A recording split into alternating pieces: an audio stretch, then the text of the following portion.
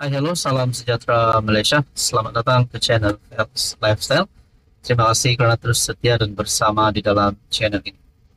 Tuan-tuan, baru-baru ini gempar seluruh Malaysia bercakap tentang isu ataupun berkaitan dengan kes GISBH.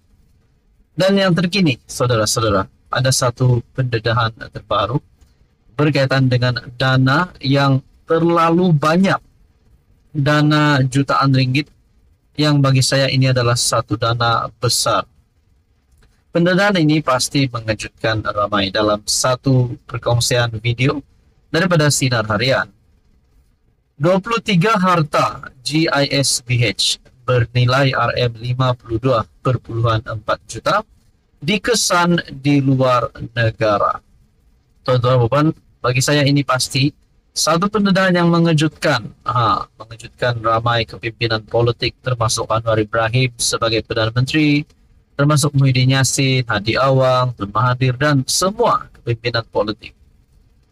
Perkongsian ini, Polis Diraja Malaysia PDRM telah memperoleh maklumat berkaitan 23 harta milik GISB Holdings Sendirian Berhad di luar negara yang melibatkan 10 negara dengan anggaran nilai RM52 juta lebih. 10 buah negara itu terdiri daripada negara yang berada di rantau Asia Tenggara, Timur Tengah, dan Eropah.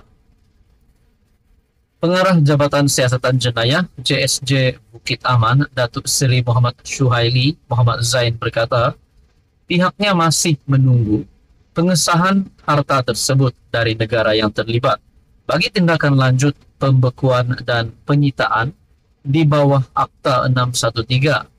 Kita masih mengumpul maklumat daripada pihak berkuasa luar negara berkaitan aset-aset GISBH yang berada di luar negara. Sebelum ini kita mendengar tangkapan berlaku dan berkaitan dengan kes GISBH. Namun terkini pula pihak berkuasa luar negara masih mengumpul mereka. PDRM masih mengumpul maklumat daripada pihak berkuasa luar negara. Dan ini adalah berkaitan dengan aset GISBH yang berada di luar negara. Tindakan susulan kita adalah melakukan pembekuan dan penyitaan di bawah Akta 613, termasuk bekerja sama dengan agensi-agensi berkaitan, katanya dalam sidang akbar.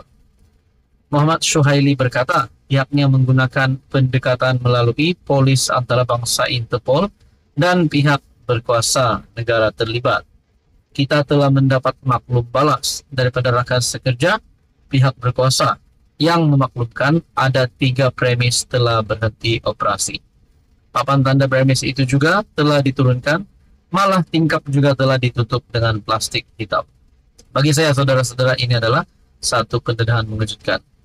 Beliau juga berkata, setakat ini PDRM telah melaksanakan pembekuan pelbagai harta di bawah Seksyen 44 dalam kurungan 1 Akta Pencegahan Pengubahan Wang Haram, Pencegahan Pembiayaan Keganasan dan Hasil daripada Aktiviti Haram, AMLATF PUAA 2001 Akta 613 berjumlah RM17 juta. Tindakan penyitaan pelbagai harta juga dilaksanakan di bawah Seksyen 45 dalam kurungan 2 Akta AMLATF PUAA 2001, Akta 613 berjumlah RM2.8 juta. Jumlah keseluruhan pembekuan dan penyitaan harta-harta di bawah Akta 613 adalah RM19 juta. Ketua Polis Negara Tan Sri Razarudin Hussain dilaporkan berkata, tindakan pembekuan itu membabitkan 205 akaun bank bernilai RM1.35 juta dan 1 akaun bernilai ES1344.26 bersamaan dengan RM5.688. Selain itu, pihak polis turut membekukan pelbagai aset, yaitu 31 buah kereta dan bas pelbagai guna serta 19 lot tanah. Bagi saya ini pasti satu pendedahan yang mengejutkan. Halo, salam sejahtera Malaysia, tuan-tuan dan puan yang saya amat hormati semua. Terima kasih kerana terus setia dan bersama di dalam channel ini, dan selamat datang saya ucapkan, dan kepada yang baru selamat bergabung. Saudara-saudara, sebelum ini kita sudah terima kejutan berkaitan dengan titah edendum. Ada yang kata Najib perlu dibebaskan. Justice for Najib, justice for bosku. Ada yang mahu Najib dibebaskan dan terus jadi Presiden UMNO. Ada yang kata Najib dibebaskan terus jadi Perdana Menteri, jadi pengurusi Barisan Nasional dan sebagainya.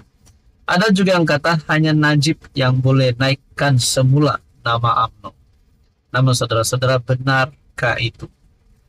Bapak yang amat dihormati, berkaitan dengan titah edendum, sudah pasti penyokong-penyokong Najib dan yang mahu Najib bebas, sudah pasti mereka mahu Najib dibebaskan hari ini.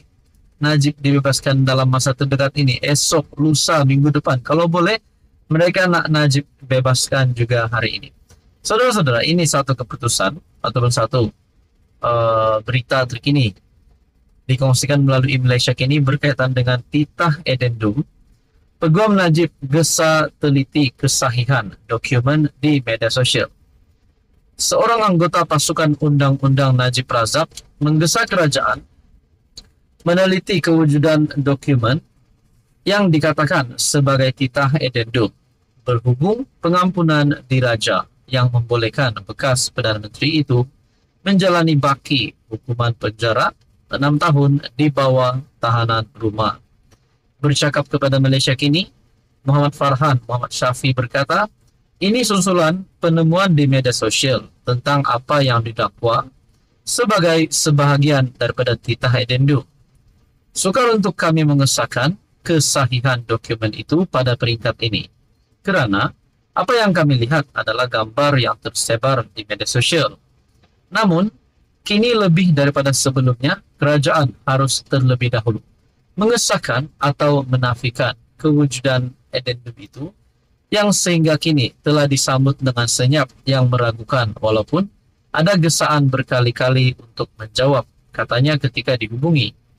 Najib mula-mula mendakwa wujudnya titah edendum itu dalam permohonan semakan kehakiman yang difailkan di Mahkamah Tinggi KL pada 1 April yang sejak itu telah ditolak dan dalam rayuan. Menurut salinan permohonan semakan kehakiman, Najib mendakwa yang di Pertuan Agong telah mengeluarkan titah edendum pada 29 Januari, hari yang sama dengan perintah pengampunan separa. Bekas Menteri Kewangan itu memohon perintah mahkamah untuk memaksa Menteri Dalam Negeri, Peguam Negara, Lembaga Pengampunan, Kerajaan Persekutuan dan beberapa responden lain untuk mengesahkan dakwaan titah edendum ini dalam pengampunan diraja yang mengurangkan separuh hukuman penjara 12 tahun berhubung kes rasuah SRC International berjumlah 42 juta.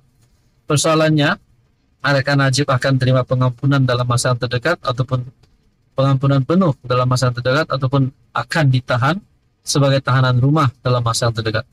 Walaupun ada kata Najib tak kritikal kerana hari ini beliau sebagai banduan di dalam penjara dan bukan pun sebagai ahli parlimen, bukan pun sebagai yang memegang jawatan tertinggi dalam politik. Menurut Anda apa yang akan berlaku? Terima kasih kerana menonton video ini.